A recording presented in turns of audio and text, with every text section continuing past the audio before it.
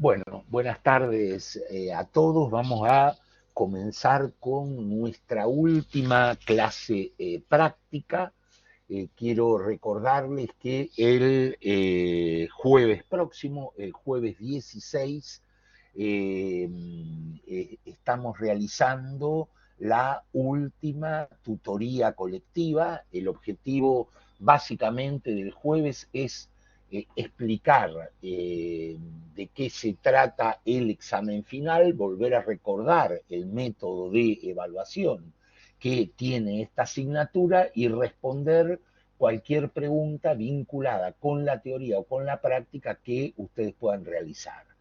Quienes sigan de manera síncrona la clase, el pedido sería que me envíen un correo con la consulta y la voy a responder durante la tutoría colectiva, que finalizará cuando terminen las dudas. En algunos casos dura las 2 horas, en algunas otras ediciones termina más rápido porque, bueno, el objetivo es responder a vuestras dudas y consultas. Algunos avisos: recordar la participación en el foro. El foro cierra el 12 de diciembre a las 23:59, la posibilidad de participar. Recuerden que es el 10% del 60% del portafolio. Ustedes ya tienen las notas de la actividad de evaluación continua. Recuerdo las fechas de finales. El primer llamado es el 12 de diciembre en 2 horarios, a las 12 y a las 18, y el segundo llamado el 13 de marzo del próximo año, por supuesto, en 2 horarios también, a las 12 y a las 18. En el próximo jueves voy a explicar nuevamente quién puede presentarse a los exámenes y las fechas de entrega de las actividades prácticas. Solo recuerden que esto lo vamos a decir al final de la clase, que el 12 de diciembre termina la entrega temprano de la actividad práctica 2. Una recomendación a todos. Yo he recibido las siguientes presentaciones de la actividad práctica 1. Tucurres, Mendoza y Velázquez Castañeda, que conforman un grupo. Álvarez Olmos, que presenta solo. Carrión Loján, que presenta solo. Hernández Pinto y Zamora Verdejo, que tienen un grupo, y Palma Bautista y Arlandis Esteve, que también conforman un grupo. Mi evaluación es que no hay medida todavía de quiénes son efectivamente los alumnos que continúan cursando la asignatura. Intenten presentar, aunque la fecha, por supuesto que la actividad sigue abierta. La primera corrección va a ser a este conjunto de alumnos, por eso han presentado en la fecha temprana, pero la recomendación es que no dejen para el final la presentación de las actividades prácticas, porque este cuello de botella en general lo que produce que el alumno colapsa, ¿no? Cualquier problema, no dejen de consultar. He recibido muchas consultas, fueron contestadas, pero la recomendación es: presenten lo antes posible las actividades prácticas. Si hay alguna cosa que corregir, tendrán la corrección y tiempo para corregir. El resto de temas vinculados con la formalidad de la aprobación de la asignatura y el examen final lo trataremos pasado mañana, que es nuestra última clase. En cuanto a esta sesión práctica, que es la última, la número 7, lo que vamos a trabajar es en la finalización de la fase de modelado, trabajar en la fase de evaluación y despliegue del CRISDM. El objetivo que tenemos es generar un mínimo producto viable del proyecto y finalizar la segunda iteración de CRISDM integrado con Scrum para con esto terminar la actividad práctica 2, que es el objetivo de esta clase. Sobre el conjunto de lineamientos planteados en la última sesión, vamos a ejecutar la generación de los modelos que les estamos proponiendo. Recuerden ustedes que hay un 10% de la nota que tiene que ver del portafolio en la parte de actividades prácticas que tiene que ver con los aportes que ustedes hacen. Ustedes pueden proponer mejorar el modelo, generar un nuevo modelo, cambiar parámetros, incorporar algoritmos, etcétera. Vamos a hacer pruebas y finalmente la selección de los modelos para la fase de despliegue. Todo esto va a ser documentado en la memoria y lo vamos a registrar, como ya lo comentamos, con el MLflow para poder reproducir la ejecución del proyecto. Y finalmente se va a hacer el cierre del proyecto documentando todos los elementos necesarios e inclusive la prueba con los datos nuevos, sin etiquetar como créditos con mora o no, utilizando el modelo que mejor rendimiento haya dado. Con esto entonces le cedo ya la palabra a Martín y empezamos con nuestra última, concretamente nuestra última sesión práctica, el cierre del segundo sprint y con esto el cierre de la segunda actividad práctica, que estas son las dos actividades prácticas que están planteadas en la asignatura. Así que adelante, Martín. Bueno, hola, buenas tardes, buenas noches. Vamos, como dijo Horacio, a dar curso a la sesión práctica número 7. En el día de hoy vamos a ejecutar relativamente todas las actividades del Sprint 2 y esperamos llegar a documentar todo el proceso de generación de nuestro mínimo producto viable. En sí, vamos a comenzar ejecutando todas las actividades de la fase de modelado de la metodología. Para eso vamos a ver dentro de nuestro proyecto que estaba en GitHub, que en la sesión anterior llegamos a iniciar con la fase de modelado generando el plan de pruebas. Esto implica el haber llegado a plantear de qué manera vamos a estar trabajando, ¿sí? Y de hecho en la memoria de trabajo expusimos algún tipo de técnicas que podrían llegar a utilizarse, mencionamos algunas. Acá de nuevo ustedes pueden sumar las que les parezca más adecuado. Establecimos cómo vamos a generar el plan de pruebas, cuál va a ser la distribución de proporciones de datos entre entrenamiento y testeo, y se planteó el esquema de, bueno, hacer 3 iteraciones de prueba, ¿sí? Como mínimo, a partir de las cuales del conjunto inicial vamos a ir filtrando aquellos modelos que tengan un menor desempeño, un menor rendimiento.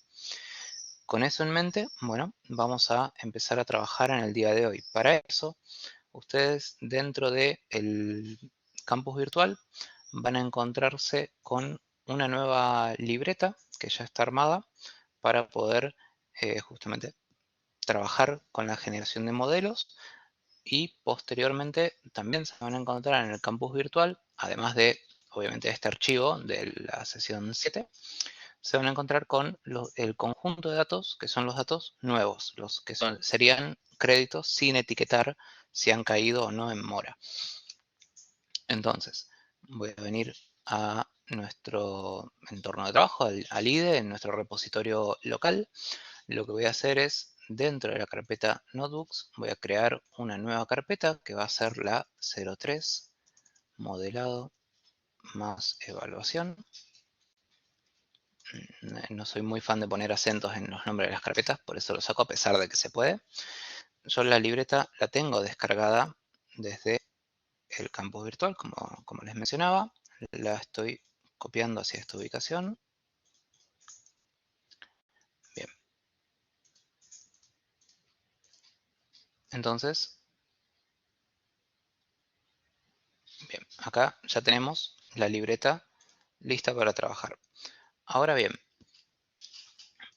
vamos a, antes de ponernos a ejecutar parte de la libreta, identifiquemos, sí, voy a cargar el kernel como para tenerlo listo. Esto por ahora lo voy a cerrar. Bien, tenemos que ver que en nuestra carpeta data, en la ubicación final, tenemos el archivo datos finales, que es con el que vamos a empezar a trabajar en esta ocasión. Entonces voy a poner a cargar las librerías y mientras tanto vamos a ir a nuestra documentación. Bueno, en el apartado de construcción del modelo, lo que podríamos decir es que en esta actividad se van a utilizar diferentes librerías orientadas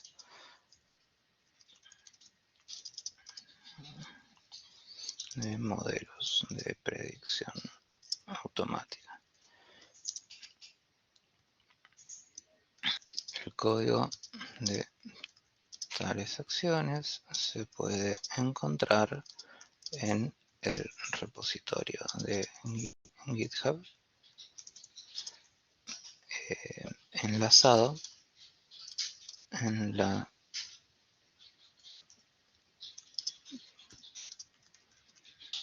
¿sí? Entonces vamos a marcar que acciones, ¿sí? El repositorio de GitHub ya está enlazado antes en la primera parte del documento, por eso no vamos a repetir el enlace, ¿sí?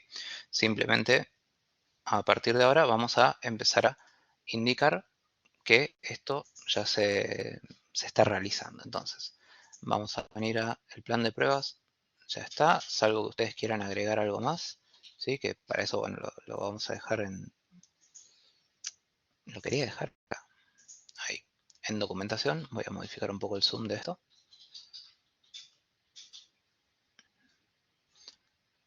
Bien, y vamos a empezar con la construcción del modelo. Van a ver ustedes que a medida que vayamos realizando la construcción también vamos a hacer la evaluación de los modelos. Esto es por una cuestión de que construimos el modelo y lo evaluamos de una sola vez, entonces voy a tener ambas tareas en ejecución en paralelo. Sí que es medianamente lo que uno hace, no voy a generar una serie de modelos, varios, y después ponerme a evaluarlos, sino que voy evaluando a medida que voy avanzando. Entonces, habiendo marcado el inicio de las tareas acá, voy a venir al repositorio. Bueno, las librerías ya están cargadas. Voy a cargar los datos, verificando que se lean correctamente. Recuerden que esto es la salida de toda la libreta de transformaciones que se había subido en la sesión anterior, la que es .1, ¿sí? La que tenía todo nuestro conjunto de transformaciones. Ustedes claramente pueden llegar a tener otras operaciones, ¿sí? Sin que esto implique alguna complejidad, que sean las que ustedes definieron. Pueden tomar estas como base, pueden agregar otras, pueden sacar alguna que no les parezca, ¿sí? Ahí ya depende de cada uno de ustedes o el grupo que conformen, ¿sí? Nosotros en este caso subimos una referencia por una cuestión de orden y de poder avanzar en la ejecución y en la provisión del código. Entonces, teniendo eso, bueno, hacemos una lectura de metadatos. Esto más que nada es para complementar lo que ya está en la memoria de trabajo, ¿sí? En la memoria de trabajo, como salida de la fase anterior, tenemos los metadatos, entonces si fuese necesario, bueno, lo podemos llegar a volver a colocar, pero no hubo cambios, entonces nos vamos a quedar con esto. Esto simplemente a modo informativo se imprime, por así decirlo, aquí. Entonces, ahora vamos a generar los sets, ¿sí? Los datasets de entrenamiento y testeo. Veo que hay una cuestión acá con estos dos. Bien, voy a hacer un cambio rápido porque el nombre de un atributo está mal, ¿sí? Estado de crédito y estado civil quedaron con el sufijo n. Eso lo vuelvo a leer. ¿sí? Para eso también sirve tener la exportación de metadatos para darse cuenta que todos los nombres estén correctamente, ¿sí? Porque más que nada son los que están aquí, ¿sí? Si no íbamos a tener una diferencia en columnas. Entonces, lo primero que hacemos es separar las labels, ¿sí? De todas las features de nuestro dataset. Vemos una salida de ejemplo, ¿sí? El atributo target y nuestros datos sin ese atributo target, ¿sí? A partir de ahí, bueno, vamos a binarizar los atributos. Esto es simplemente por una cuestión de optimización del trabajo de las técnicas, ¿sí? Ustedes a esta altura del cursado del máster pueden optar por hacer o no esta operación, ¿sí? O sea, tienen en otras asignaturas la base como para determinar esto. Nosotros aquí lo hacemos por una cuestión de cómo se plantea el ejercicio. Vemos que se crean todos los atributos binarizados, ¿sí? Ahora sí, obviamente nuestro dataset creció en dimensionalidad, es decir, tenemos muchas más columnas, de aproximadamente 20 y pico de columnas, un poco más de 20, ahora tenemos 65, ¿sí? Obviamente estamos visualizando solo 5 filas, pero mantenemos las cerca de 10.000 de la sesión anterior. Ahora, hay una cuestión que hay que ajustar que va a saltar más adelante, va a generar un inconveniente más adelante, ¿sí? Pero ya está codificado aquí. ¿Qué pasa? MLflow, cuando quiere registrar los datasets con los que estamos trabajando, tiene algún problema con los valores nulos en atributos de tipo integer. ¿Qué quiere decir esto? Que podría llegar a generar algún tipo de error. No tanto en el registro de la efectividad de las técnicas, los parámetros y demás, sino en el registro del dataset. Eso está en la documentación de la herramienta. De hecho, cuando uno ejecuta sin hacer este cambio, nos devuelve un warning donde nos dice justamente esta situación está pasando y nos da la alternativa de corrección, que es convertir todo a doble, ¿sí? Pasarlo a un tipo de datos con punto decimal. ¿Qué es lo que hacemos aquí? Seleccionamos las columnas de tipo integer y las convertimos a tipo doble, nada más. Como a nosotros en este caso son pocas las columnas, son importe solicitado, duración de crédito y estado de crédito, ¿sí? No nos afecta. Estado de crédito es la única que quizás sería mejorable la situación eh, cambiándola a un tipo nominal estricto, ¿sí? Ponerle eh, un valor directamente, una letra, porque de hecho no es un tipo numérico. Entonces ahí es una cuestión que nos quedó pendiente del procesamiento, se los dejo para que ustedes lo puedan aplicar, porque de hecho no tiene sentido que sea un atributo numérico. Hecho esto, bueno, hacemos la distribución de datos en train test, ¿sí?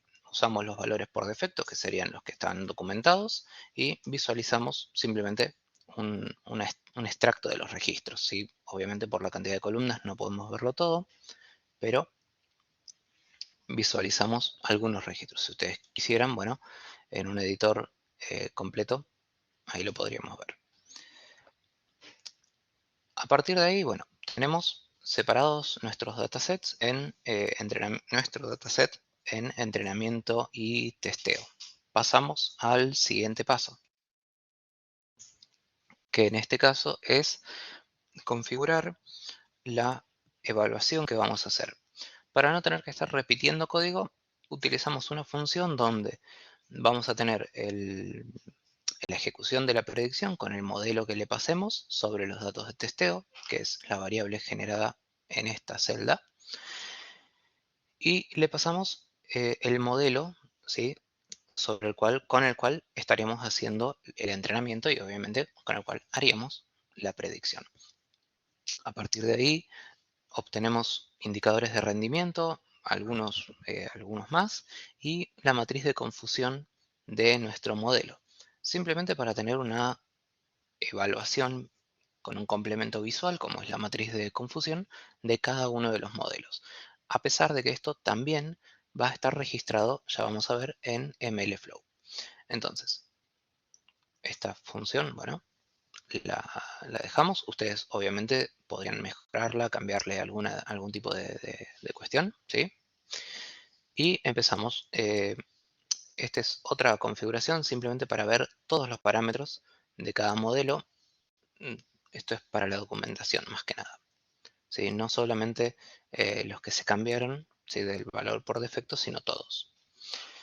Y empezamos con un dummy classifier simplemente para tener una línea base, ¿sí?, que es la función que tiene este clasificador. No hace absolutamente nada, no esperamos que tenga un buen rendimiento, simplemente es para tener una idea de, tomando el dataset, a ver qué resultado obtenemos.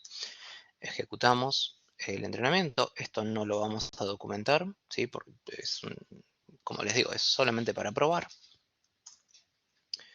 Y bueno, obtenemos una evaluación que ni siquiera es la evaluación completa, tal como está planteado en la función que les mostraba anteriormente.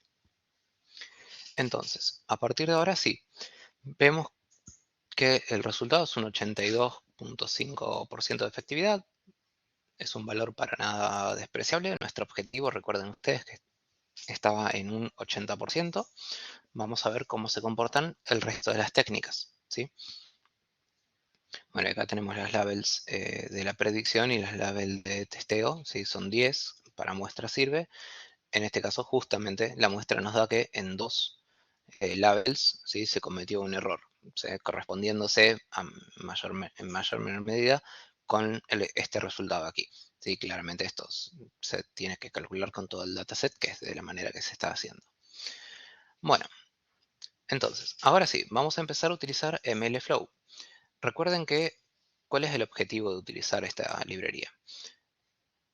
Toda la experimentación que nosotros vamos realizando, que en este caso está siendo documentada en las diferentes libretas que tenemos en nuestro repositorio, tiene que poder ser reproducida en otro momento, ¿sí? Supongamos que en el día de hoy, nosotros no suponemos, sino que en el día de hoy vamos a terminar el mínimo producto viable de este proyecto.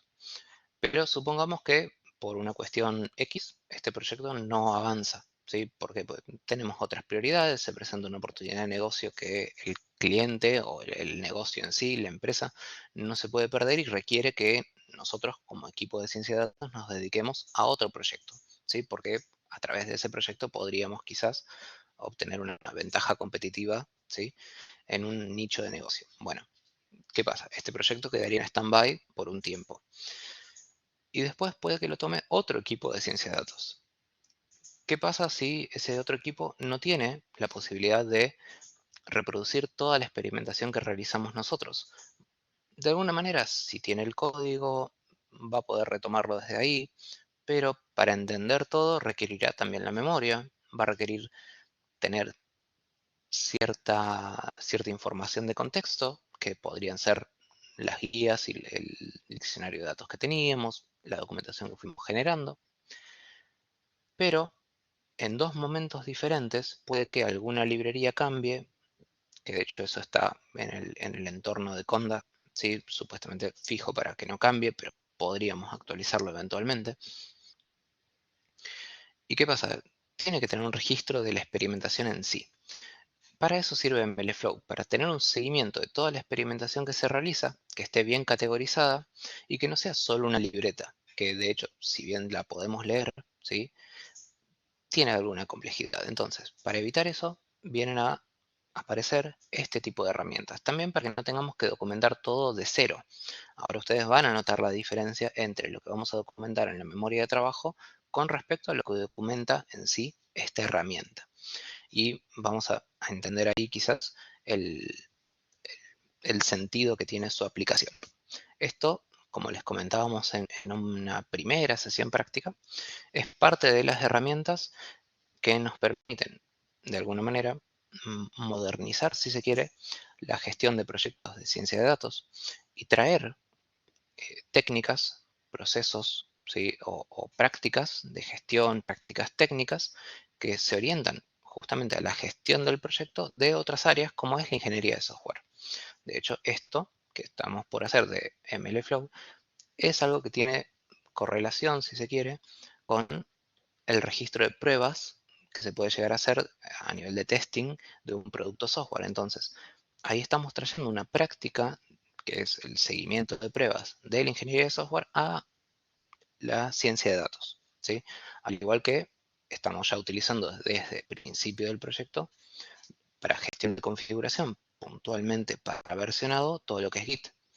De la misma manera, y con esto ya voy cerrando esta introducción más contextual, estamos utilizando una estructura de directorios, ¿sí?, específica para nuestro proyecto de ciencia de datos, que es, de alguna manera, una vacancia o una falencia, no falencia, sino algo que falta dentro de, por ejemplo, CrisDM.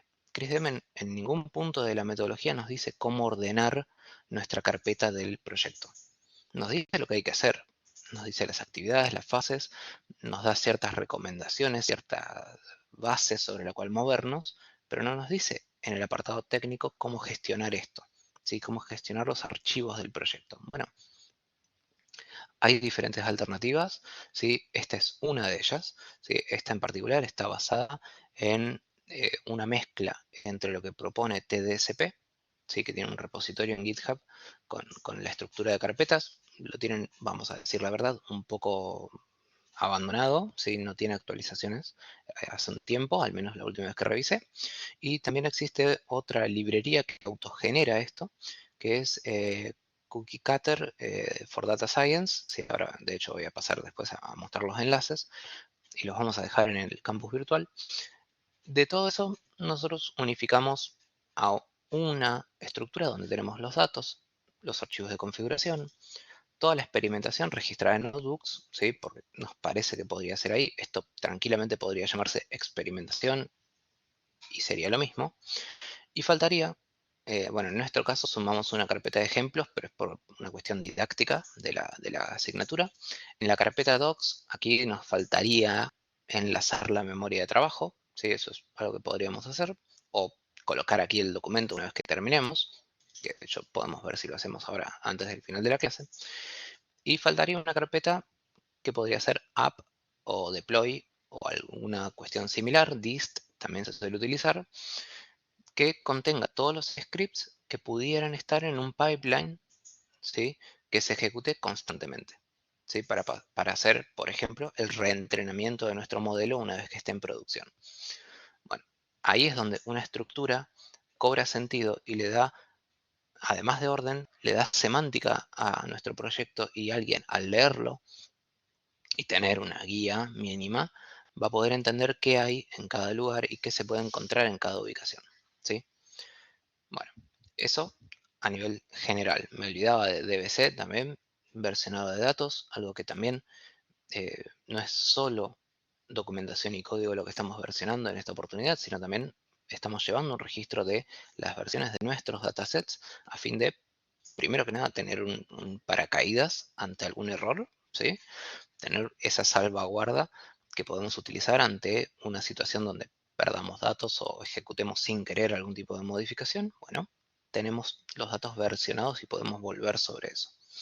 Bueno, eso a nivel set de herramientas que hemos ido incorporando. Entonces, en este caso vamos a comenzar con MLflow. Le voy a dar un nombre al experimento, que esto va a ser la prueba número 1. Como dijimos, vamos a ejecutar 3 iteraciones de prueba. Esta sería la primera de ellas, por eso el nombre. Y voy a decirle a MLflow que haga el autolog, ¿sí?, de aquí en adelante. Esto es porque si quisiéramos, nosotros podemos, y eso está en la documentación de MLflow, que está enlazada desde la carpeta de ejemplos, podríamos modificar cómo hace el logueo de operaciones. Si bien es una posibilidad, el que funciona en forma automática lo hace muy bien. Justamente con scikit-learn trabaja bastante bien, en forma, podríamos decir, conjunta, ¿sí? MLflow tiene sus componentes internos optimizados para trabajar con scikit-learn, por lo tanto no hace falta que nosotros modifiquemos cómo hace el login de las operaciones. El login en el sentido de registro, de dejar registro de las operaciones, sino que lo hace automáticamente. Si fuéramos a trabajar con otras librerías, bueno, habría que ver qué compatibilidad tienen con justamente esta herramienta. Pero bueno, por ahora, dado nuestro escenario, vamos a poder trabajar en forma adecuada. Fíjense que nos daba información de que el experimento ha sido creado y que está habilitado el autologin para esta sesión, específicamente para scikit-learn. A partir de ahí, bueno, tenemos diferentes técnicas, ¿sí? Diferentes clasificadores, si se quiere, o métodos de generación de modelos que vamos a ir utilizando. En este caso, vamos a hacer una regresión logística. Vamos a dejar los parámetros por defecto, salvo el solver, ¿sí? El método que utiliza. Esto, ustedes podrían decir, bueno, podría cambiarse a otra cosa. Bueno, sí, claramente. ¿Sí? ¿Qué pasa? En esta primera instancia de prueba, podríamos decir, usamos una configuración casi por defecto y simplemente en otra iteración la vamos modificando o aplicamos hiperparámetros, cosa que no está implementada aquí y que dejamos que ustedes, si así lo consideran oportuno, lo hagan en sus libretas, ¿sí? Como un extra que podrían agregar. Realizamos lo que sería la ejecución de la técnica.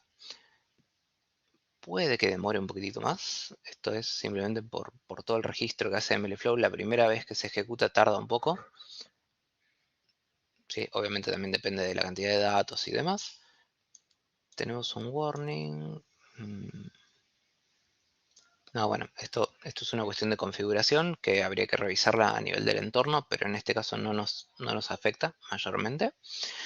Y bueno, aquí el modelo ya se entrenó con los datos de entrenamiento, valga la redundancia, y vamos a aplicar nuestra función para evaluar este modelo. ¿Sí? Entonces, lo evaluamos, vemos que tenemos una efectividad cercana al 90%, es un valor bastante bueno, no es lo normal, ¿sí? Recuerden que habíamos dicho que si obteníamos algo cercano al 80% estaba bien, y si no, estaba bien también, ¿sí? Porque pues, esto es el mínimo producto viable, de alguna manera es una iteración que hacemos para validar la idea, para tener una especie de prueba de concepto, también lo van a encontrar con ese nombre quizás en alguna otra literatura, y decir, bueno, esto es posible. Y a partir de ahí, en una siguiente iteración, quizás sin hacer toda la fase de procesado, si no fuese necesario, podemos dedicarle más tiempo a la fase de modelado y revisar, llegar a los valores objetivos, ¿sí? Bueno, tenemos las métricas aquí, que eso lo dejamos para que ustedes lo puedan leer. Vemos la matriz de confusión donde, bueno, tenemos alguna dispersión en la diagonal opuesta, lo cual no es bueno, ¿sí? Aquí está el porcentaje de error que estamos teniendo, pero como decíamos, casi 90% es un valor aceptable, al menos para una primera iteración de prueba. Y así seguiríamos con la aplicación de otras técnicas. Por ejemplo, aquí un método KNN. Acá sí tenemos algún tipo de configuración de parámetros. Esto ustedes ya lo han visto a lo largo del máster en otras asignaturas, pero lo que podemos hacer es tranquilamente venir a revisar en la documentación oficial de la herramienta. Sí, que lo encontramos como primer resultado de Google. Sí, podría no suceder esto claramente, pero bueno, por suerte en el primer resultado ya lo encontramos. Venimos y vemos, ¿sí?, qué representa cada parámetro, cuáles son sus opciones en caso de que existan. En este caso el algoritmo que utiliza, nosotros lo modificamos desde el automático a, en este caso, este de aquí, que también podemos ver cómo funciona, cómo está implementado en realidad en esta librería. Entiendan ustedes que los métodos son uno, ¿sí? Conceptualmente KNN es KNN. Ahora, ¿cómo está implementado aquí en scikit-learn? ¿O cómo está implementado en otras herramientas? ¿Sí?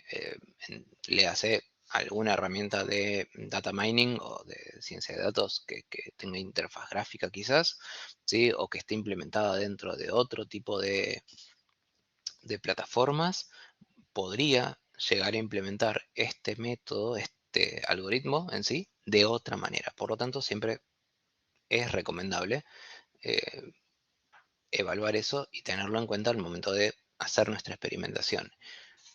Nosotros, en este caso, lo vamos a ir documentando, ¿sí? A medida que ahora volvamos sobre la memoria de trabajo, a fin de que estemos seguros de que en nuestra memoria de trabajo quede registro de eh, con qué versión de scikit-learn y con qué, y bueno, y justamente que con esa librería nosotros estamos realizando toda esta experimentación. Vuelvo momentáneamente a lo que sería la libreta. Bueno, acá tenemos una configuración básica. Ejecutamos. Al estar haciendo el import junto con la ejecución y junto con todo el registro de MLflow, es culpa mía que esté tardando tanto. ¿Sí? Además de que bueno, son relativamente pocas filas, son 10.000 filas, no debería tardar demasiado. 20 segundos ya es un tiempito, pero bueno. Bien, lo importante es que termine sin dar error en este caso. De nuevo, es una primera instancia de prueba. Tenemos una diferencia en términos de efectividad. Fíjense que acá tenemos cerca de un 83%. Si vemos la matriz de confusión, estamos en una situación para nada ideal. ¿Qué quiere decir? Leer esta matriz, ver estos valores, que está clasificando bastante bien aquellos créditos que no tienen mora, pero a los que tienen mora se está confundiendo bastante. Podría ser un problema de balanceo de clases en nuestro dataset. Tranquilamente podría serlo. No recuerdo exactamente ahora cómo era la distribución de clases, pero ante una clase binaria suele suceder eso, más en este caso, porque, no sé, en la vida real estos problemas suceden. Así que es algo que probablemente tengamos que, en una siguiente iteración, claramente, abordar como equipo de trabajo a fin de corregir esta situación y de tratar de que, si bien la efectividad es alta y está por encima del valor objetivo que planteábamos, no tiene demasiado sentido tener tanta efectividad si lo que nos importa, que es clasificar efectivamente bien a aquellos créditos que pueden llegar a caer en una situación de mora, y esa clasificación no la hacemos bien, ¿sí? De hecho, no, la estamos haciendo muy mal. Entonces, bueno, esto es algo a revisar, ¿sí? Bueno, antes de seguir con la experimentación, donde ya pasaríamos a trabajar con árboles de decisión, les quiero mostrar cómo es la interfaz de MLflow.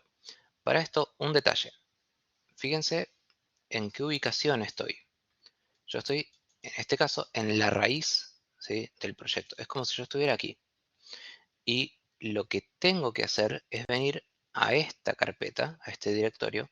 ¿Por qué? Pues fíjense que aquí se creó la carpeta mlruns, que es donde MLflow genera todo lo que requiere para poder hacer el seguimiento de la experimentación. Entonces yo tengo que entrar a la carpeta notebooks, tengo que entrar a la carpeta 03 y ahí ejecutar el comando para visualizar la interfaz de usuario de MLflow. Entonces, eh, notebooks 03, y una vez que estoy en esa ubicación, la estética de la línea de comandos, ya se habrán dado cuenta, puede cambiar de un equipo a otro, ¿sí? Esto es simplemente una personalización, y acá hasta me muestra la rama del repositorio, sí, pero eso no tiene mayor relevancia. Y ahora sí, ingreso el comando mlflow UI, que me faltó que no estoy en el entorno, entonces conda activate data,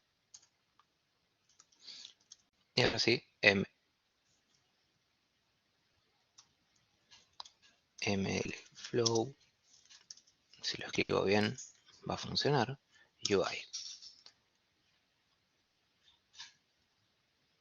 Bien, ahora, esto empieza a ejecutarse, acá va a quedar la salida progresivamente a partir de la interacción que hagamos con la herramienta, y me dice en esta salida de información que el servidor está disponible en mi equipo, ¿sí? Esto es localhost, puerto 5000.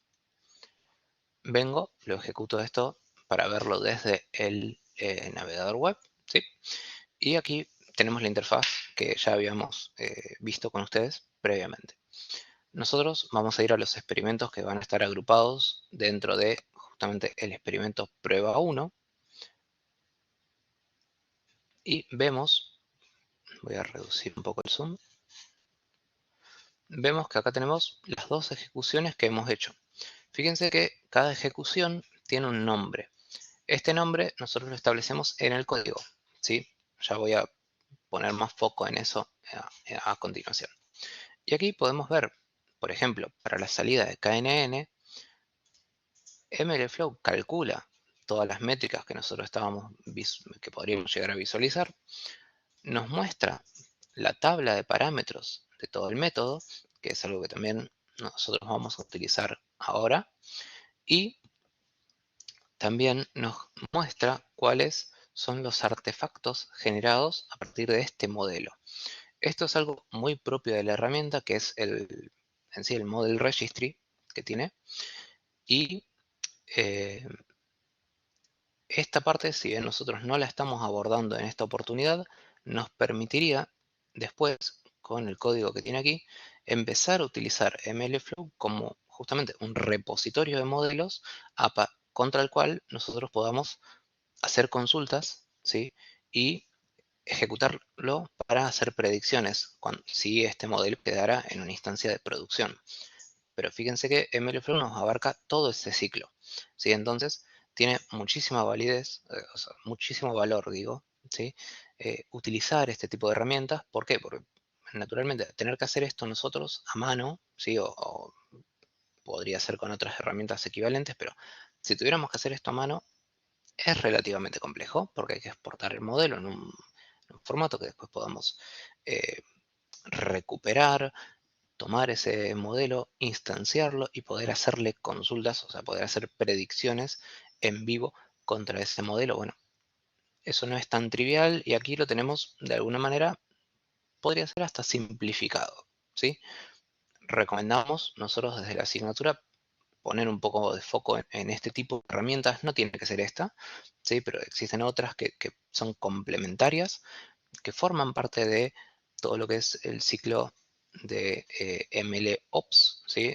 Así como existe DevOps en el área de ingeniería de software, aquí es MLOps, donde tenemos diferentes herramientas y diferentes prácticas, ¿sí? Como decía antes, algunas de gestión, algunas técnicas, que nos permiten mejorar el cómo registramos nuestro trabajo en proyectos de ciencia de datos. Y otra cuestión que nosotros podemos hacer rápidamente a través de MLflow, si vuelvo a visualizar solo los experimentos de prueba 1, es que si saco este gráfico, ¿sí? Puedo ver la efectividad del score obtenido por cada uno de los modelos. En este caso, el color elegido por cada uno de ellos no me brinda ningún tipo de diferencia. Si no me equivoco, esto es modificable. En algún punto me acuerdo que se podía. En este momento, así en vivo, es probable que no me salga. Sí. Bueno, lo podríamos ocultar, podríamos dejarlo fijo, ¿sí? Bueno, la lógica dice que a partir de que vayamos agregando más modelos va a ir cambiando el color. Vamos a probarlo, justamente, yendo a ejecutar otros modelos más. Esto lo voy a minimizar por ahora.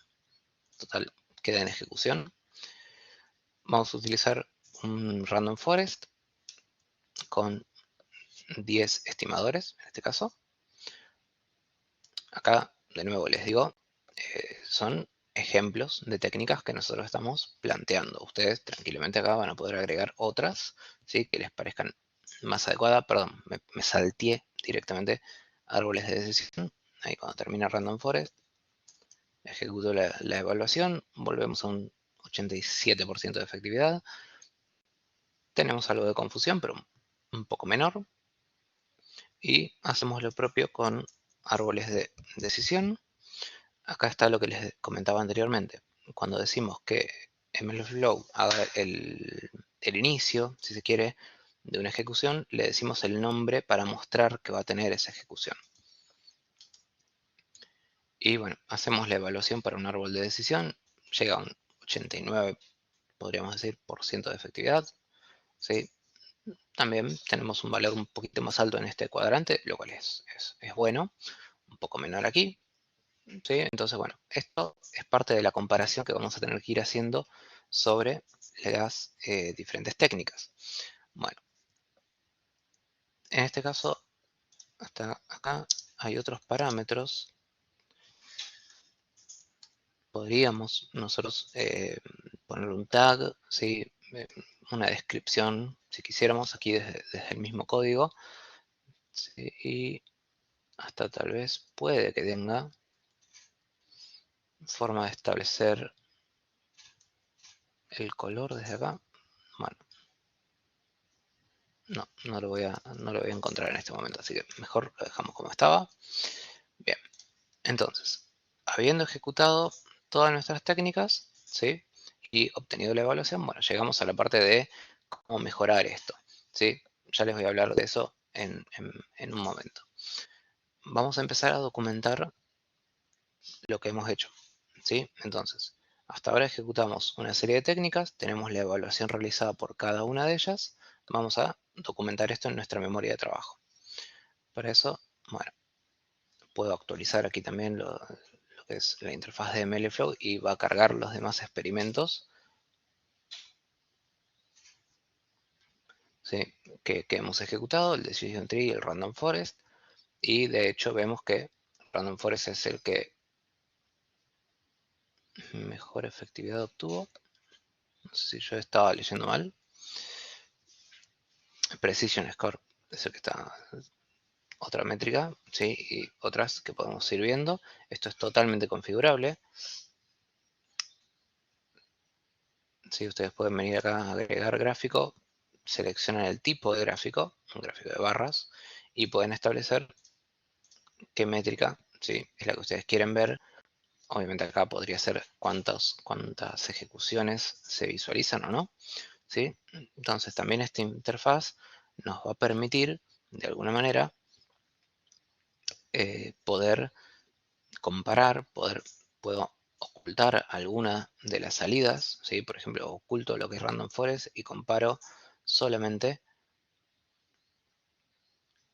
las otras tres, ¿sí? Eso lo hago simplemente acá desde el iconito de visibilizar y no. Puedo dejar alguna de esas fijas para comparar con otras, ¿sí? Opciones que nos presenta acá la herramienta. Bueno, y también desde la parte de tabla uno puede ver, ¿sí? Detalles sobre cuándo se ejecutaron, con qué datasets, ¿sí? El tiempo que fue la ejecución, la fuente, digamos, y el generador de modelo en sí. Entonces, viniendo a nuestra memoria de trabajo, bueno, en lo que es el apartado de construcción del modelo, vamos a hacer esta aclaración.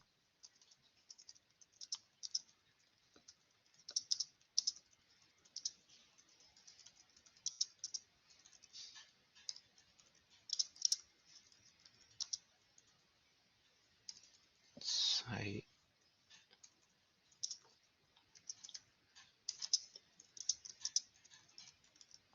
Acá tenemos que poner la versión, que eso lo pueden obtener desde el archivo de configuración del entorno. No me estoy acordando de memoria cuál es la misma, ¿sí? Esto se los dejo como para que ustedes lo completen. Y ahora, en evaluación del modelo, vamos a pasar esto a una página nueva. Vamos a ir agregando una tabla de 3 columnas. Vamos a poner 5 filas.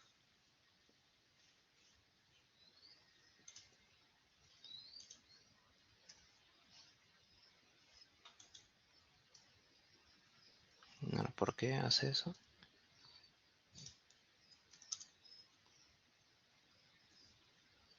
Yo quiero que la tabla venga a esta página. Ahí está. Bien. Se ve que había un salto de línea en el medio. Entonces, en primera instancia, vamos a decir que esto fue la prueba número 1. Vamos a decir aquí la técnica utilizada, parámetros, resultados obtenidos. Ustedes dirán, ¿por qué hacemos esto si ya está todo documentado en MLflow? Bueno, no. Recuerden que la documentación nosotros la repartimos en dos sentidos, si se quiere. Una documentación inicial para una persona con conocimientos técnicos, que podría ser lo de MLflow en sí, y otra que sería un poco más de negocio, si se quiere, aunque con una buena cantidad de detalle, que es esta que estamos haciendo en esta oportunidad, ¿sí? Que es justamente como para una persona que quizás no tiene el conocimiento o no tiene el acceso a el MLflow. Entonces, lo que sí voy a usar es, bueno, las diferentes técnicas y la documentación que podemos sacar desde aquí. Entonces voy a entrar a cada una de las ejecuciones y vamos a ir trayendo los datos. Entonces, esto que se convierta en copiar y pegar lo más posible. Vamos acá, parámetros. Esto es altamente probable que se rompa. Sí, bueno. Acá hay que aplicar algo de formato, como para que quede relativamente prolija la lista de parámetros, ¿sí?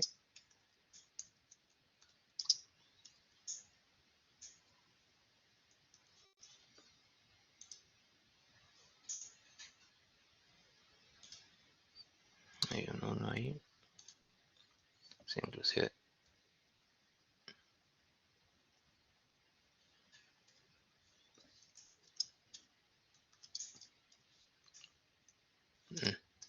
No.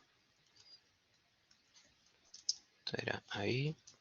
Bueno, las tabulaciones hay que revisarlas. Hubiera sido más fácil, tal vez,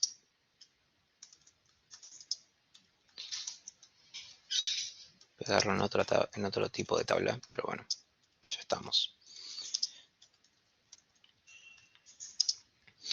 Y de esto, de este listado de parámetros, nosotros vamos a ir marcando, ¿sí?, aquellos que hayamos modificado en nuestro código. Entonces, si yo voy al código de ejecución de cada una de las técnicas, vamos a ver que en este caso, para la regresión lineal, el solver es el que hemos modificado. Entonces, para poder marcar esto, vamos a destacar ese valor de ahí. Y para dejar referencia de por qué estamos haciendo eso, vamos a agregar una nota al pie donde indicamos que se destacan los parámetros que se han modificado con respecto a su valor por defecto. ¿Sí? Entonces, se destacan y vamos a explicar cómo destacamos. ¿Sí? Simplemente ponemos eso ahí. Bien. Y en resultados obtenidos, si esto lo vamos a hacer para cada técnica a fin de dejar registro de cuál es la modificación que estamos haciendo en los parámetros por defecto, ¿sí?, del método. Y bueno, ahora pasamos a resultados obtenidos. Esto lo podemos sacar de nuestra libreta directamente, va a ser más rápido. Vamos a tomar el rendimiento obtenido y voy a copiar la imagen de la matriz de confusión.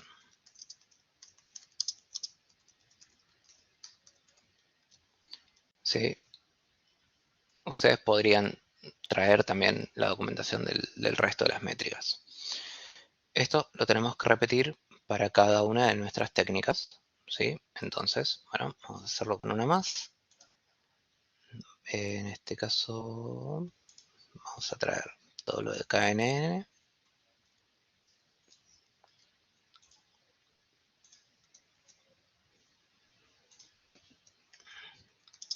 Bien.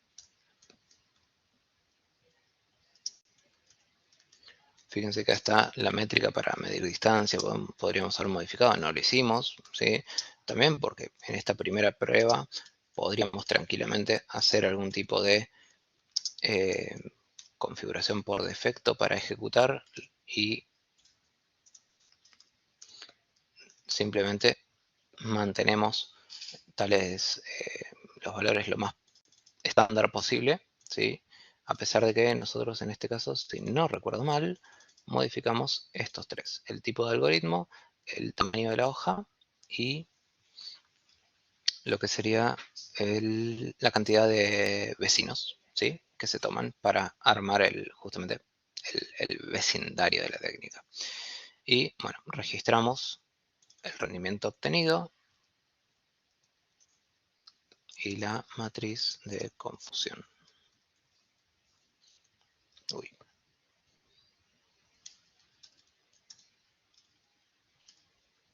Ahí. Las copio desde aquí. Bien. Bueno, esto mismo habría que replicar para las demás técnicas, ¿sí? Lo voy a dejar acá como pendiente, ¿sí? Total, es simplemente copiar y pegar.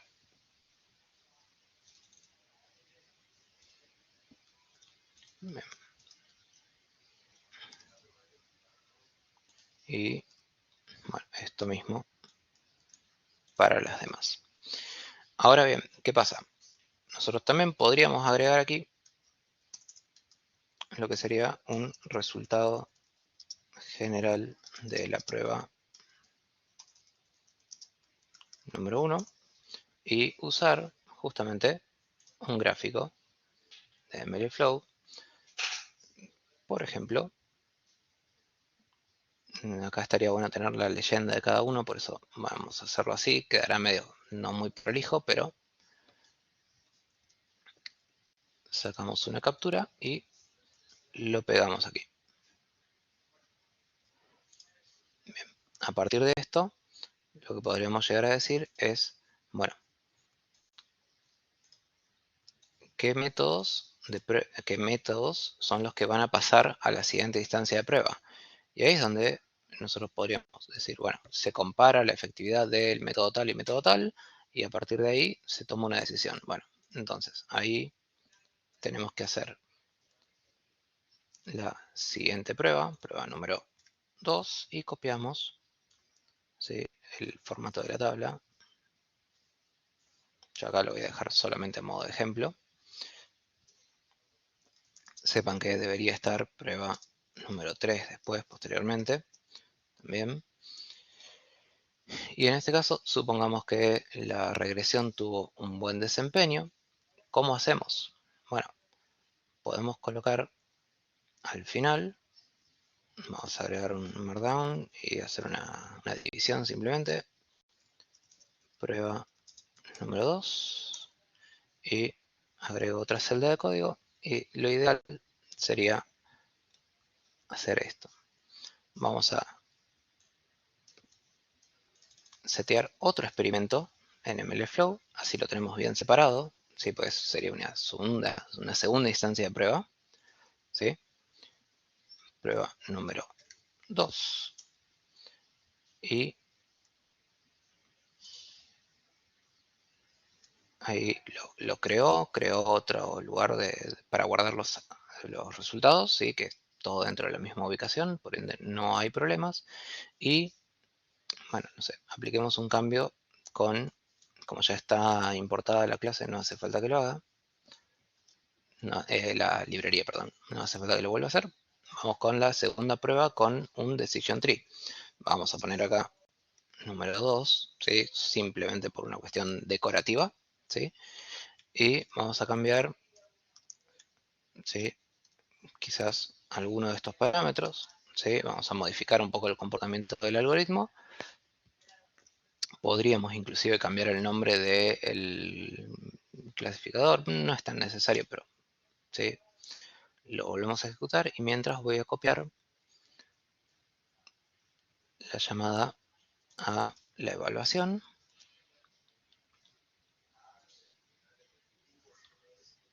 Y lo vamos a poner acá, pero agregando un print antes.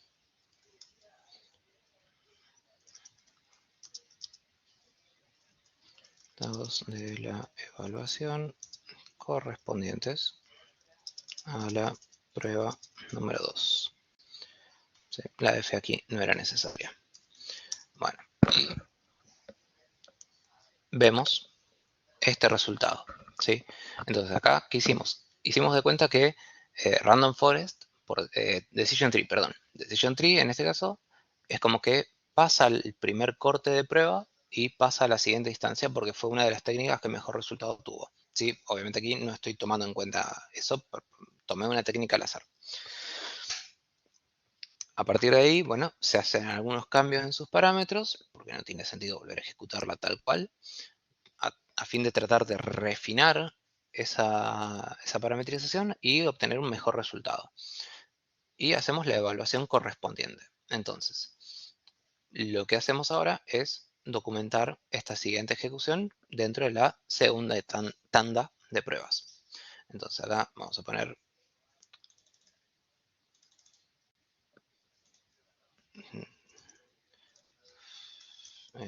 decision tree. Vamos a traer los parámetros. Para eso, de nuevo, voy a usar MLflow, donde deberíamos ver aquí un segundo experimento, ¿sí? Prueba número 2. Y bien, ahí ya cargó el Decision Tree 2. Voy a tomar los parámetros y vamos a venir y lo voy a documentar en el lugar correspondiente. Bueno, aplico el cambio, el ajuste de formato para que no quede tan desprolijo.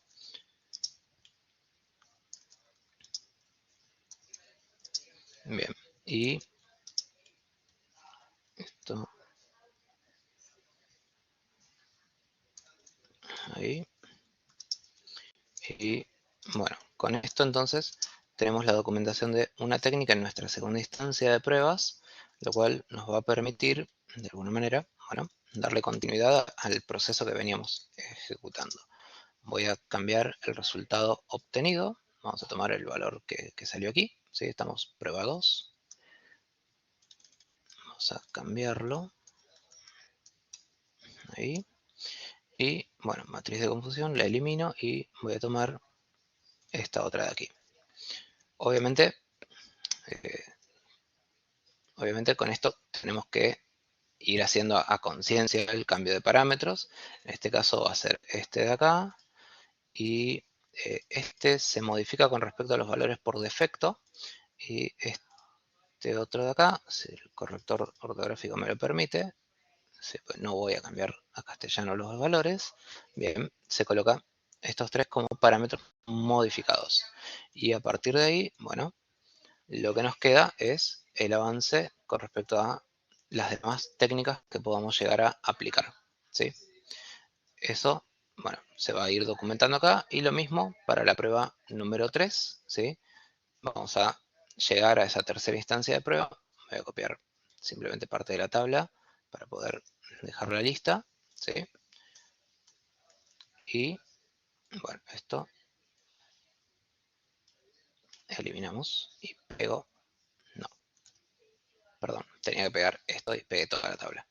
Entonces, bien, así seguiríamos progresivamente avanzando con lo que serían las tres instancias de prueba. Elimino la llamada la nota al pie porque con una sola alcanza, ¿sí? Porque es lo mismo lo que vamos a hacer en todas las evaluaciones. Y con eso terminaríamos nuestra fase de modelado, ¿sí? Entonces, ¿cuál es el trabajo que les queda pendiente a ustedes hacer aquí? Ver si solo con estas técnicas les parece bien o agregan otras. Realizar una segunda instancia de pruebas donde al menos se cambien los parámetros y se tome una técnica menos.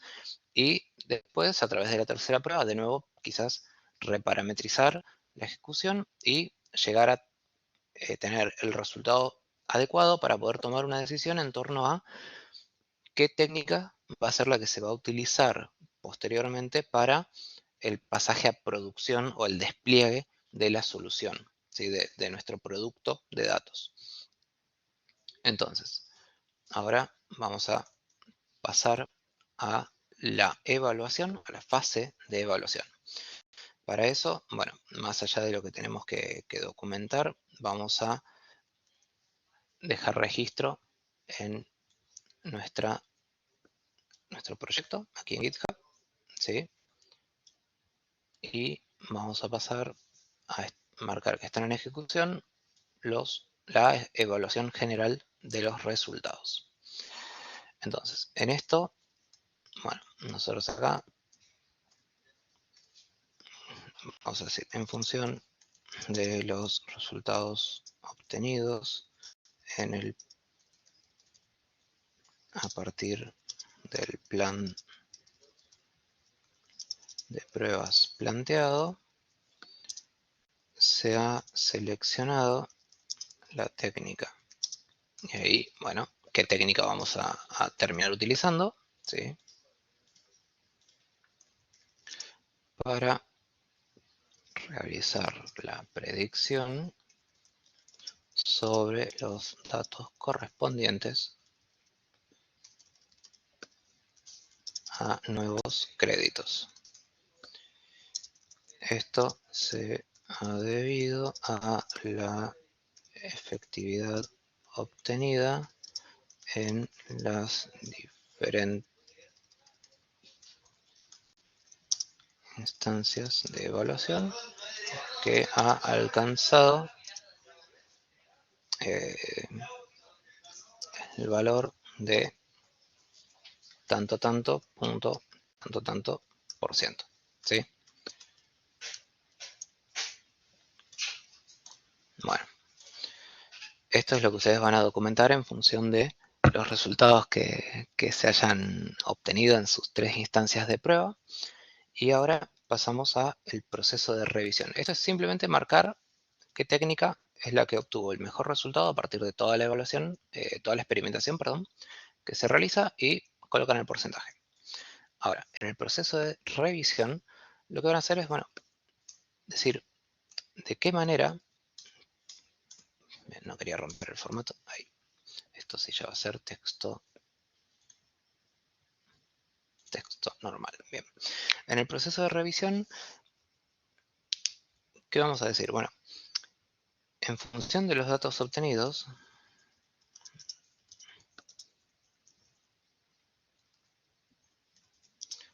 la técnica seleccionada en la actividad anterior va a ser ejecutada sobre el dataset datos nuevos.csv que se corresponde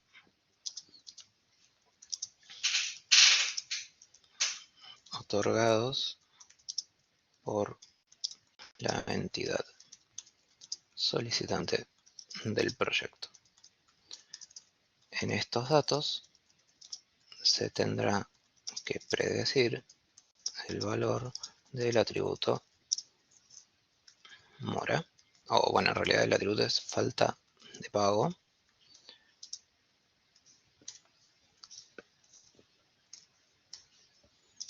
para indicar si un crédito en particular podría o no entrar en mora. ¿Sí? Entonces, este atributo falta de pago, ¿sí?, es el que vamos a tener que considerar, que va a ser aplicado sobre, ajustamos, el dataset de datos nuevos. ¿Sí? Los resultados se documentan en el apartado de informe final del presente documento. Sí, eso es porque en la ejecución, digamos, de la metodología, nosotros eso lo haríamos justamente en esa sección. Ahora, a nivel de determinar nuevas futuras líneas de trabajo, ¿sí? Vamos a, de hecho, empezar a colocar esto aquí. Todo esto va a faltar ser documentado porque es obviamente dependiente de los resultados que ustedes obtengan. Sí, el proceso de revisión, bueno, medianamente lo mismo, pero se podríamos marcarlo aquí, así agilizamos. Y determinación de nuevas o de líneas futuras de trabajo. ¿Qué esperamos colocar en este punto? Más que nada se podrían decir mejoras posibles de aplicar sobre los insumos que recibe el proyecto. Por ejemplo, para que los datos tengan mayor representatividad de algún aspecto de evaluación de los clientes. ¿Sí? Supongamos que, no sé, faltan datos de su situación socioeconómica. ¿Sí? Bueno, porque tenemos el valor de cuántas personas tiene a cargo, pero no sabemos qué edad tienen esas personas, porque no es lo mismo tener una persona a cargo que está en edad escolar, que requiere de eh, tiene ciertas necesidades, que tener a cargo una persona mayor que requiere otro tipo de cuidados, que quizás ya no puede cuidarse sola, o tal vez no tiene personas a cargo, pero tiene su pareja y los ingresos totales del hogar, ¿sí? Constituido por esas dos personas, representan otro porcentaje con respecto al crédito. Entonces, bueno, ahí es donde quizás esos datos podrían ser de utilidad para el análisis que queremos hacer. ¿Sí? Porque naturalmente la situación socioeconómica de la persona podría cambiar. Entonces, aquí podemos, por ejemplo, colocar ese tipo de información. Entonces, como tareas a implementar una próxima iteración del proyecto, se pueden mencionar. Y esto va a ser a modo de ejemplo, ¿no? Ustedes acá pueden poner otras que les parezca.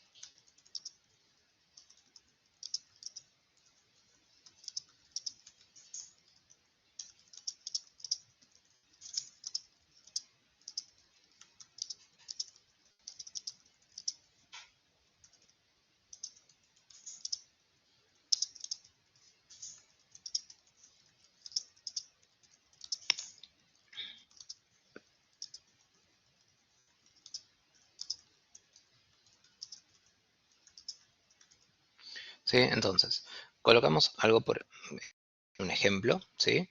De atributos o cuestiones que a ustedes les pueda parecer que sería útil incorporar en una próxima iteración o en una próxima ejecución en sí del proyecto.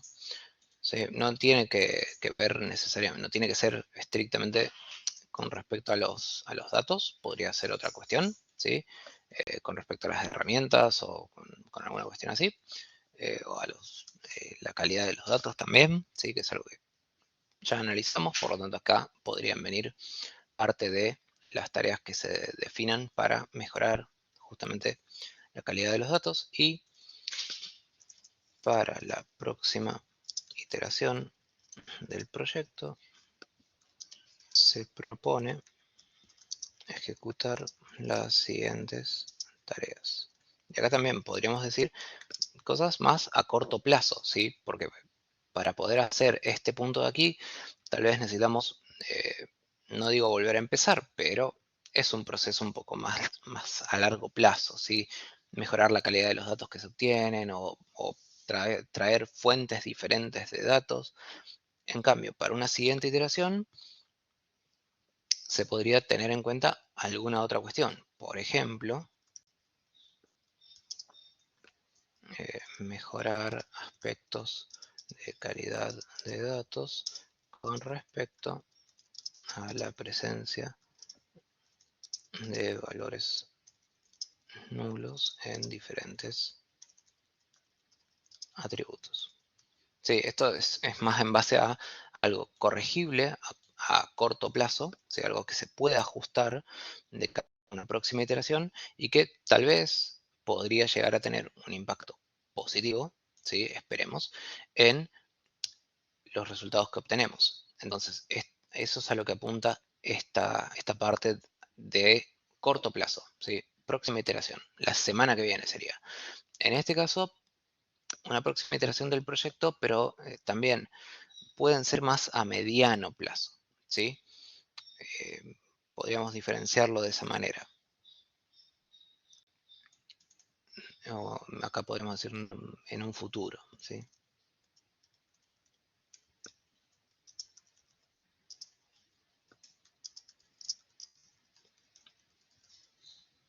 Dada la continuidad del proyecto, ¿sí? Se pueden mencionar tantos. Bueno, y con eso finalizamos la fase de evaluación en sí misma. Vamos a registrar eso acá. Esto va a quedar pendiente de documentación. Y bueno, ¿de dónde pueden obtener algo de contenido para estas dos cuestiones? Fíjense, estas son opciones de mejora para esta libreta, ¿sí? Por ejemplo, ejecutar una validación cruzada, porque ahí podríamos llegar a minimizar el impacto de eh, este desbalanceo de clases, aunque también al hacer las particiones podríamos inclusive empeorarlo. Bueno, dependerá, ¿sí? Una cuestión sería implementar alguna acción que sea paliativa con respecto al desbalanceo de clases que se ve en el dataset, ¿sí? En los dos datasets originales.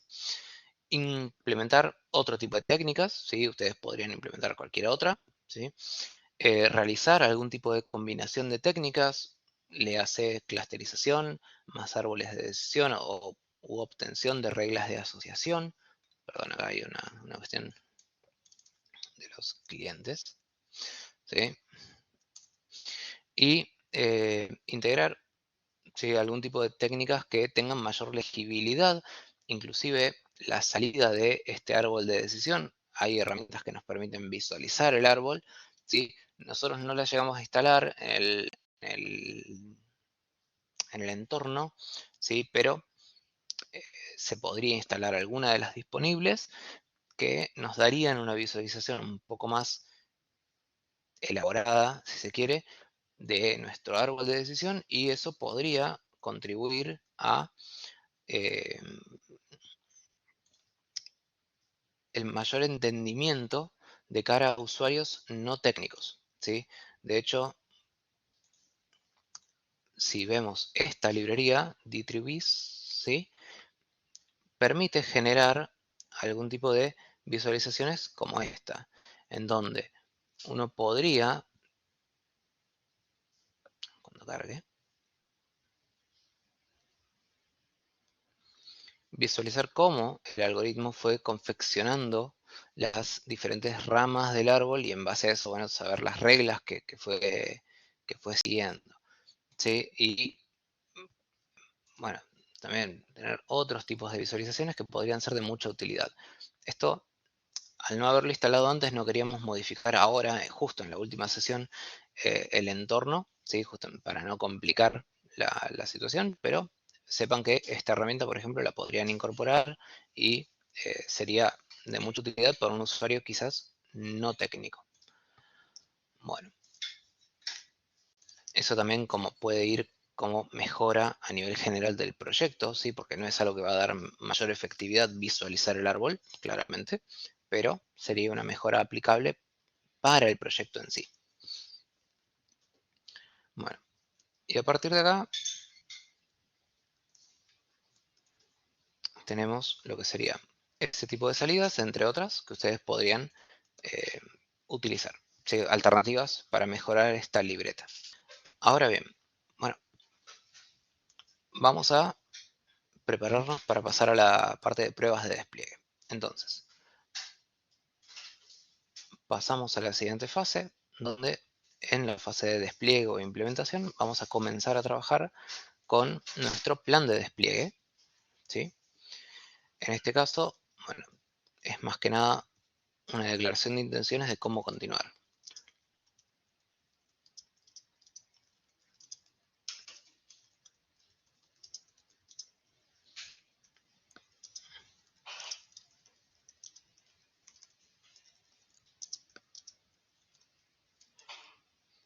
Se ha utilizado como herramienta de asesoramiento al sector de la entidad que se dedica al monitoreo de créditos. Además, se ha dispuesto realizar actualizaciones periódicas del modelo con nuevos datos que vayan siendo recolectados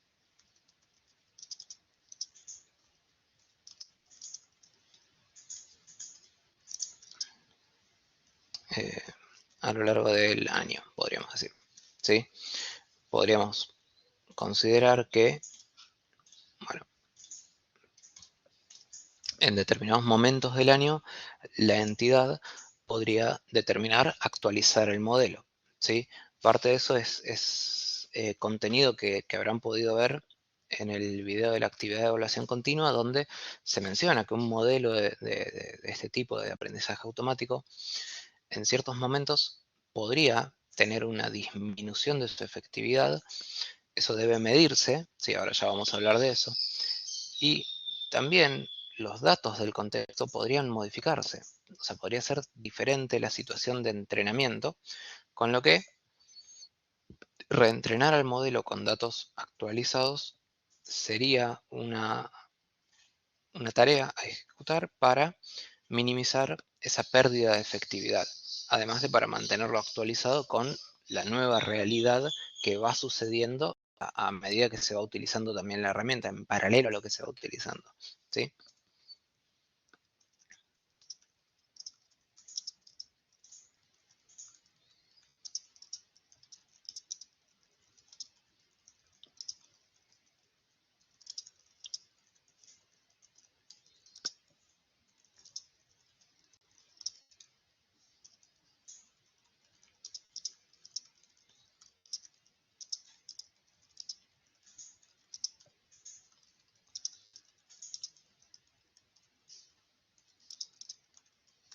También podemos mencionar, ya que lo dijimos en los ejemplos anteriores, ¿sí? Incorporar nuevas fuentes de datos que tengan más que ver con lo socioeconómico, ¿sí? A pesar de que eso puede ser trabajo externo a la entidad financiera, pero usualmente lo que se suele hacer es hacer un acuerdo con otra entidad que tiene datos que a mí me pueden llegar a interesar, yo tengo datos que a ellos les pueden interesar, se hace un acuerdo entre ambas, se, se establecen las condiciones generales sin eh, romper ningún tipo de acuerdo que tenga cada una de las entidades con sus respectivos clientes, ¿sí? Sin violar ninguna ley, y en función de eso podría llegar a haber cierto intercambio de información que sea, en definitiva, tal vez no en este caso para el beneficio del cliente, pero sí para el beneficio de la entidad. Entonces, bueno, siempre que esté dentro de un marco legal aceptable, podría llegar a existir este tipo de intercambio de datos y sería a nosotros como equipo de este tipo de proyectos, sería un insumo más que deberíamos incorporar, una dimensión más de análisis para cada cliente. Bueno, en lo que respecta a supervisión y mantenimiento,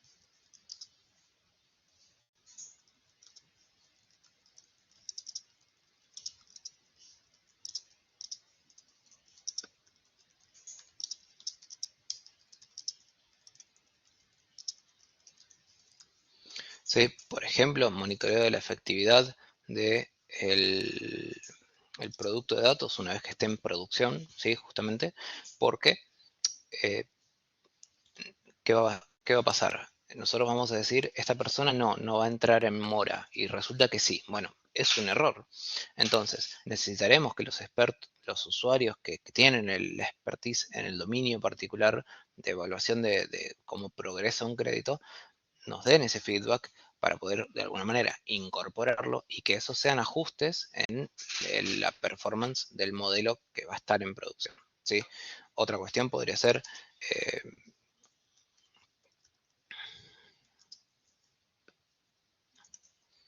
contabilizar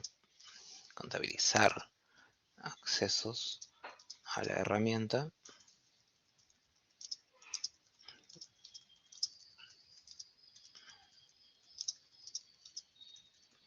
Sí, también contabilizar los accesos, ¿por qué? Porque de nada sirve que la herramienta esté lista y nosotros quizás esperando feedback de parte de los usuarios y que no la estén usando. Sí, entonces también contabilizar eso. ¿Por qué? Porque también si hay una merma en la cantidad de usuarios, no digo diarios, pero quizás semanales, y la cantidad de créditos otorgados se mantiene pareja, se mantiene estable dentro de la estacionalidad que podría llegar a tener el dato, ¿eso qué quiere decir? Que los usuarios dejaron de usar nuestra herramienta. Y ahí habría que preguntarse por qué.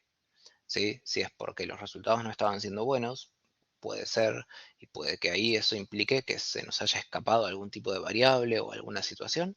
Entonces, bueno, son todas cuestiones de monitoreo, de seguimiento, una vez que el modelo esté en producción. Y aquí también entra la parte de mantenimiento en términos de reentrenar el modelo cuando sea necesario para poder justamente mantenerlo actualizado con respecto a la realidad. Acá ustedes van a poder incorporar otras cuestiones de este tipo que se les ocurran. Bueno, supervisión y mantenimiento también estaba en ejecución. El plan de implantación, este ya quedó listo, así como está. En supervisión y mantenimiento sí ustedes podrían incorporar alguna que otra cuestión más. Y vamos a, bueno, redacción del informe final, donde justamente, bueno, vamos a hacer el análisis de los datos nuevos. En este caso, entonces, vamos a venir. Antes de eso, voy a hacer un commit de los valores, de los cambios hasta ahora, ¿sí?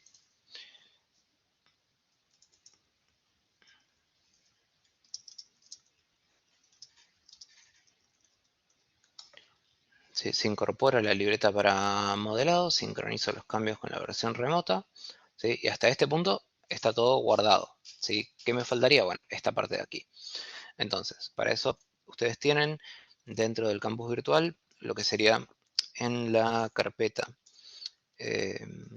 materiales del profesor,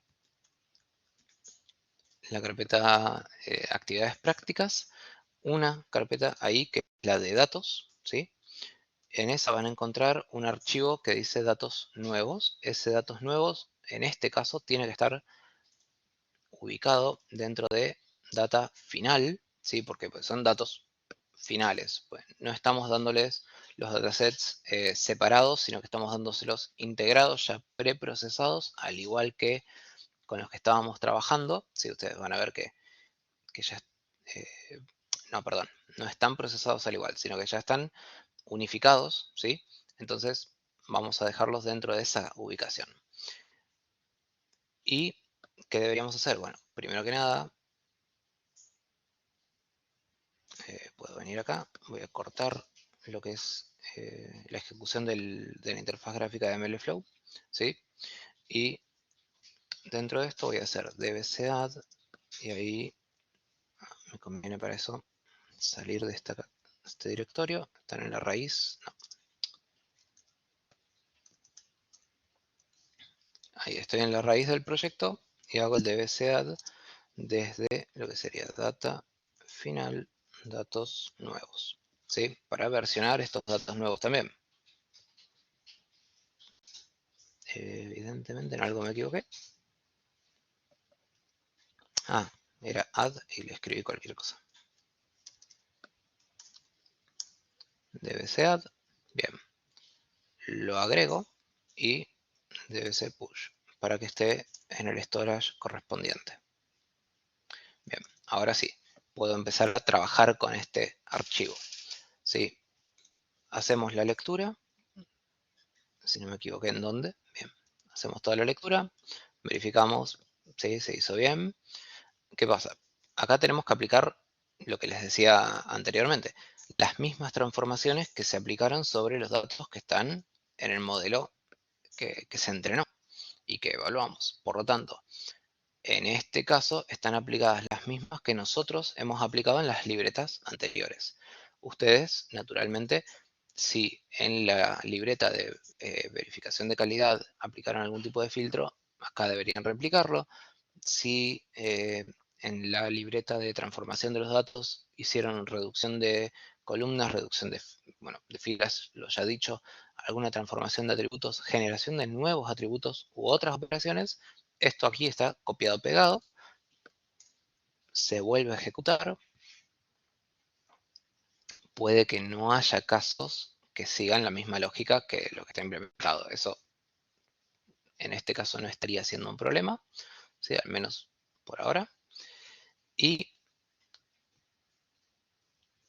lo que hacemos es generar nuevamente lo que serían las columnas, ¿sí? De la binarización de estos datos. A partir de ahí, quiero ver simplemente si el error que corregí anteriormente está corregido. No, estado civil, esto no. Entonces vamos a hacerlo de vuelta. Eso está. Esta se debe llamar sin la N acá. Sí, eso es lo que ajusté antes y si no lo hago ahora va a dar error. Así que voy a volver a leer. Sí, la libreta modificada ahora la subimos apenas terminamos. De cualquier manera está en el repositorio, pero la subimos a continuación. Es simplemente para que los nombres de columnas estén bien, sean consistentes con el entrenamiento que tuvo la técnica que vayamos a utilizar. Sí, estoy buscando... Bueno, estado civil y estado crédito. Estado civil era. Bien. Entonces, a partir de ahí, volvemos a ejecutar esta celda para que nuestras features pasen a estar binarizadas.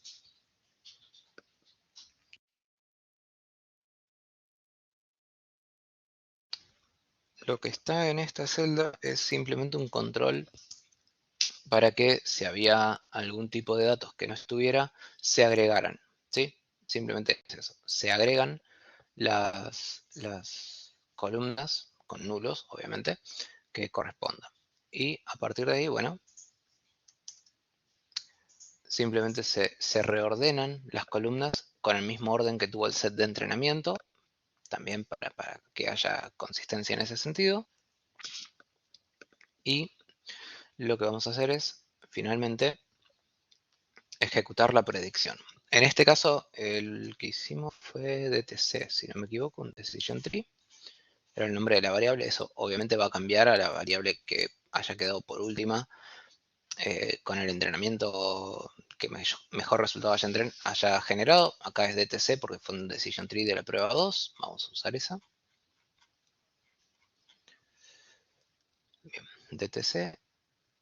Hacemos la predicción sobre los nuevos datos. Eso lo guardamos en una nueva serie y generamos eso como data frame para agregarlo directamente en... Perdón, tenía que ejecutar esto primero. Ejecuto que haga la predicción. MLflow en este caso va a tomar esto como una ejecución. Como ya a este punto habremos terminado el login de todo, no nos afecta. ¿Sí? Si no, podríamos colocarlo como una experimentación nueva. Y ahora sí, ejecutamos esto y vemos los resultados, donde de todos los casos nuevos, que son un poco más de 100 filas, estaríamos teniendo 31 clientes, ¿sí? 31 créditos que podrían caer en mora, ¿sí? Que podrían presentar mora en sus pagos, digamos. Y este resultado es el que vamos a llevar a nuestra documentación. Guardo estos resultados. Sí, vamos a la documentación directamente. Me lo voy a copiar a esto. Bien, lo copio. Así ya lo tengo. Vamos aquí. Informe final. Entonces,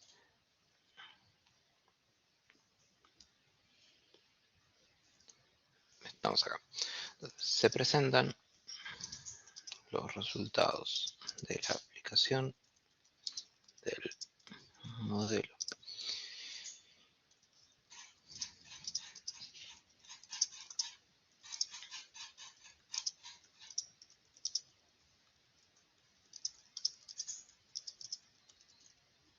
En las diferentes iteraciones de pruebas aplicado sobre los datos de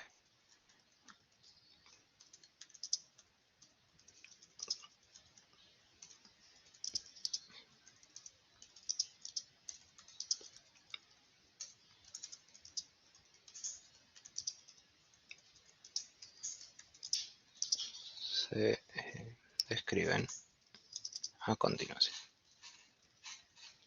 Bueno, acá vamos a hacerlo simple, vamos a insertar una tabla. En este caso va a ser cantidad, porcentaje,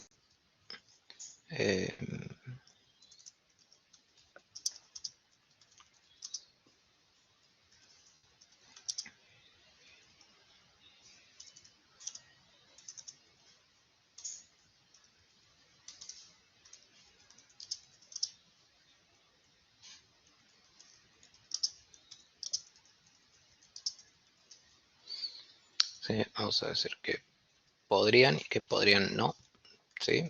Esa sería la diferencia. Tal vez hay una forma mejor de expresar esta cuestión, pero ¿sí? Ustedes pueden reescribir esta parte. Y totales. Bien. Y vamos a pegar acá los resultados. En este caso, sí son 31. No son 81.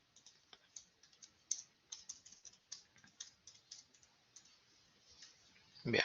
Y esto vamos a hacer así.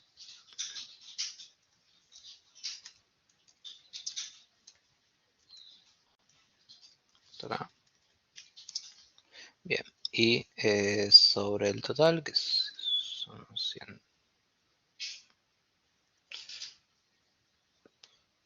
112. Estoy sacando la calculadora para hacer el cálculo de porcentajes, para no equivocarme. Un segundo. Podría hacerlo vía código también, ¿no? Pero bueno. Son 112 y bueno, 31 sobre 12. Estamos hablando de un 27.67%. Y el complemento serían 72.32% aproximadamente, que nos da aquí abajo un 100%. Obviamente todos estos valores dependen estrictamente de los resultados que ustedes obtengan, por lo tanto los dejo de esa manera. Bien, vamos ahí, vamos acá, todos ahí, de esta manera. Bien, entonces, con estos resultados nosotros ejecutamos en sí la predicción sobre datos totalmente nuevos de nuestro escenario. Y es así como presentamos en sí nuestro informe final.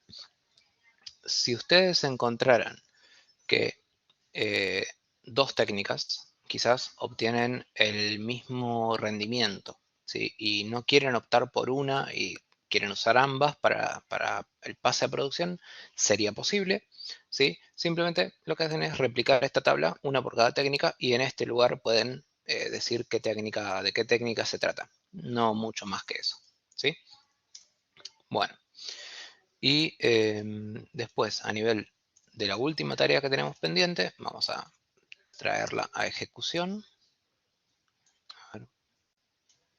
Hoy no estoy bien con el arrastrar y soltar, claramente. Vamos a la fase de revisión del proyecto. En este caso, lo que vamos a poder incorporar son cuestiones ya generales del proyecto en sí, ¿sí? A ver, más que nada con cómo se gestionó, ¿sí? Entonces,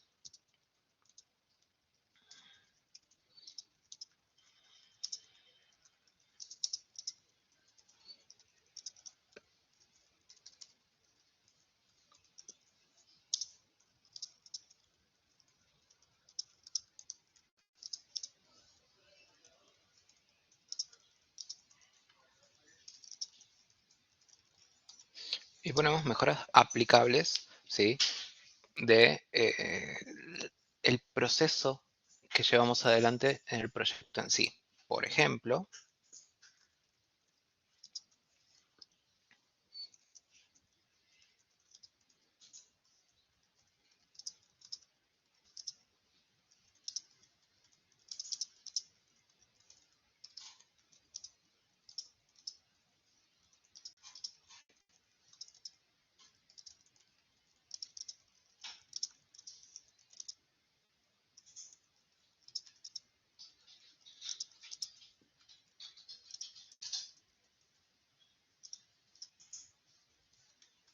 ¿sí? Por ejemplo, incorporar herramientas para mejorar la comunicación con los expertos en el dominio, porque puede ser que el experto en el dominio, por un motivo u otro, no esté trabajando junto con nosotros en el mismo equipo, ¿sí? A pesar de que la metodología que estamos utilizando para gestionar el proyecto así lo establece, que es Scrum, digamos.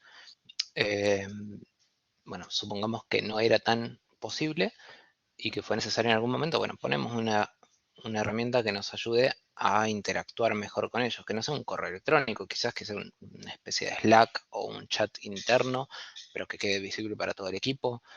Mejorar el aspecto de irradiación de información que hacemos, o sea, tener los tableros en algún lugar para que todo el equipo lo pueda ver, quizás corregir algunas cuestiones del acceso al repositorio, ¿sí? Ustedes han tenido problemas de ese tipo, algunos grupos, otros quizás no lo exteriorizaron, pero también tuvieron que aplicar ese tipo de configuraciones.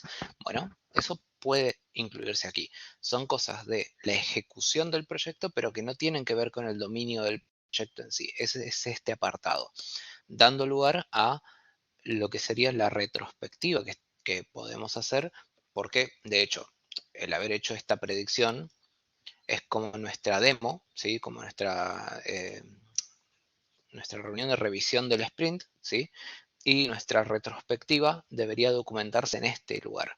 ¿Por qué? Porque de hecho en este punto ya terminamos la segunda iteración y el volcado de aquellas que consideramos son una mejora posible, podríamos hacerlo en este apartado. ¿Para qué? Para tomarlo como insumo y en una futura iteración dedicar un tiempo específico dentro de tales iteraciones para resolver estas cuestiones. Porque si bien en este caso la interacción usuarios expertos pudo haberse considerado suficiente para llegar a este resultado, en una futura iteración quizás no es tanto y requiera, bueno, eh, alguna herramienta de soporte para mejorar este aspecto.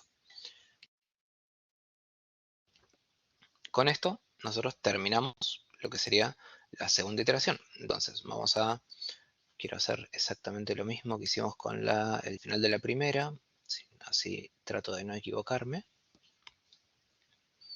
¿Sí?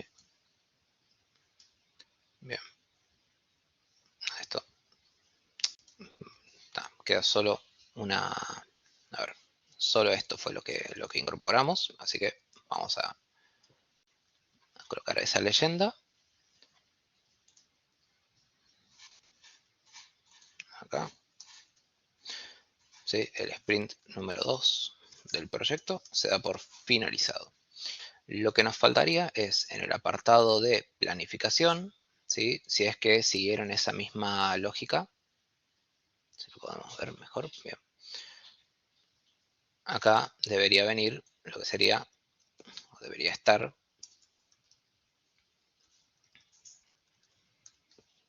para el sprint número 2, ¿sí? Y lo mismo, bueno, acá debería haber estado lo que decíamos para el sprint 2, ¿sí? El inicio del sprint 2. Que creo que también estaba en la otra parte. Número 2. ¿Sí? Bueno, y con eso terminaríamos nuestra documentación de la memoria de trabajo. Obviamente acá, si nosotros pasamos todas las... esto queda así porque es lo que les falta documentar a ustedes en su versión de la memoria, pero una vez que esté todo finalizado, pueden venir desde el repositorio a lo que serían los issues y el milestone activo, que sería el del sprint 2, bueno, ir pasando todo a cerrado y con eso podrían hacer un cierre en sí, valga la redundancia, de este sprint. Y con eso, bueno, pegar esa captura que habíamos hecho al igual que con el sprint 1. Y de esa manera terminamos la actividad práctica 2. Algunas cuestiones con respecto a la entrega, lo que ya mencionó Horacio al principio, ¿sí?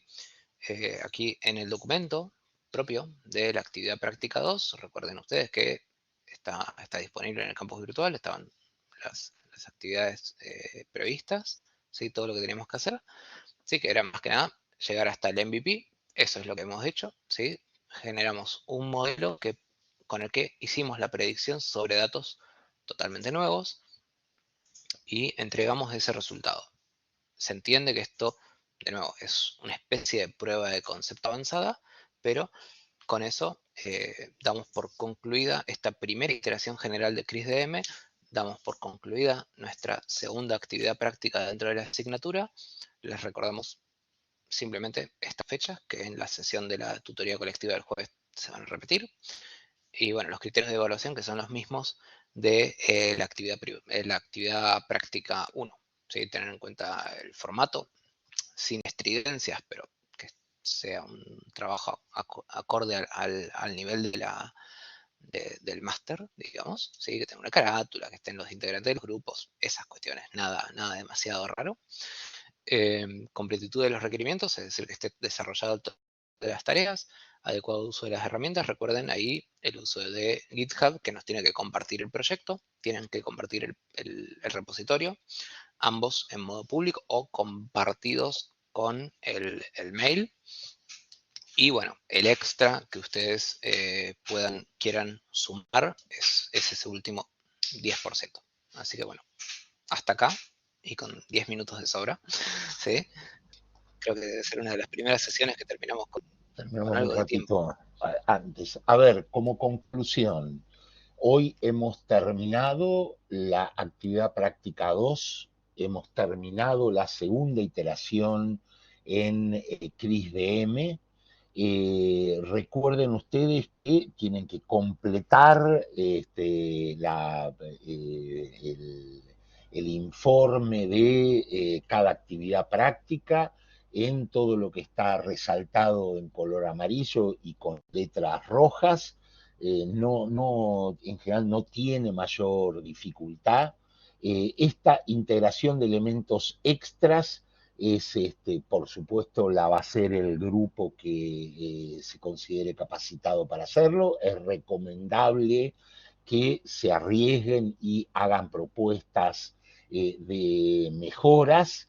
A ver, la documentación de cada actividad práctica junto con las libretas de alguna manera cierran cada actividad práctica. Hay que subir el documento, tiene que tener el enlace al repositorio y al proyecto en la medida que estén públicas y si no, compartirlo.